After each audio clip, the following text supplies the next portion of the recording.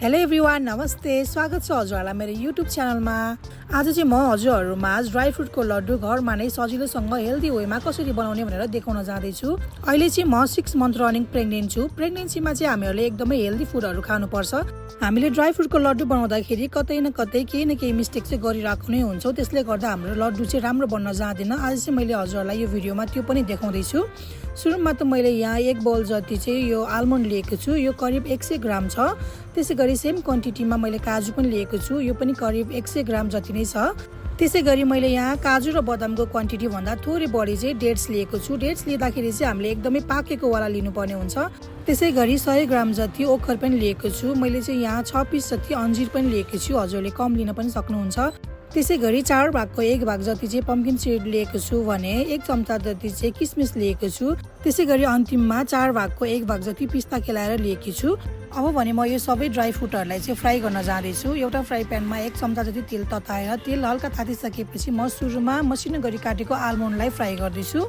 Almond fry हुन चाहिँ हल्का बढी टाइम लाग्ने भएकोले सुरुमा म यसलाई 2-3 मिनट फ्राई गर्दैछु सानो ग्यासमा। आलमन्ड फ्राई भइसकेपछि मसिनो गरी काटेको काजुलाई, पिस्तालाई, यो चाहिँ ओखर सबै ड्राई फ्रुटहरूलाई राख्दैछु। पालै पालो देख्न सक्नुहुन्छ भिडियोमा। अब यो सबै ड्राई फ्रुटलाई लो हिटमा 3 देखि 4 मिनट जति हामीले फ्राई गर्नुपर्ने हुन्छ। हामीले यसलाई ओभर डढ्न चाहिँ दिनु हुँदैन। बिचबिचमा चलाइराख्नुपर्छ। भिडियोमा देख्न सक्नुहुन्छ हजुरहरूले। यदि हजुरहरूको घरमा चाहिँ अरू पनि ड्राई फ्रुटहरू अभाइलेबल छ भने हजुरहरूले राख्न सक्नुहुन्छ। मैले चाहिँ आफ्नो घरमा जे अभाइलेबल छ त्यही मात्र राखेको छु। ड्राई फ्रुट यतिको कलर चेन्ज भइसकेपछि यो रेडी भइसकेको छ। अब सेम फ्राई प्यानमा 2 चम्चा जति घिउ तताएर चाहिँ म यसमा मसिनो गरी काटेको डेट्सलाई राख्दैछु। त्यसै गरी मसिनो गरी काटेको अन्जिरलाई पनि सँगै राख्दैछु। हामीले डेट्स लिँदाखेरि चाहिँ अलि धेरै पाकेको वाला लिनुपर्ने रहेछ। मेरो चाहिँ यो अलिक कम पाकेको हुनाले यो राम्रोसँग मेल्ट भएन। र मैले अर्को के मिस्टेक पनि गरेँ भने हामीले चाहिँ यो डेट्सलाई चाहिँ मसिनो गरी काट्नुभन्दा पनि मिक्सरमा ग्राइन्ड गर्नु चाहिँ एकदम बेस्ट हुने रहेछ। हजुरले भिडियोमा देख्न सक्नुहुन्छ। करिब मैले 5 मिनट जति यसलाई चाहिँ पकाइसकेको छु तर पनि यो राम्रोसँग मेल्ट भएको छैन। हजुरहरूले यो गल्ती चाहिँ नगर्नु होला भन्न चाहन्छु। अब भने म यतिकैमा यो सबै ड्राई फ्रुटहरूलाई एकै ठाउँमा मिक्स गर्न जाँदैछु।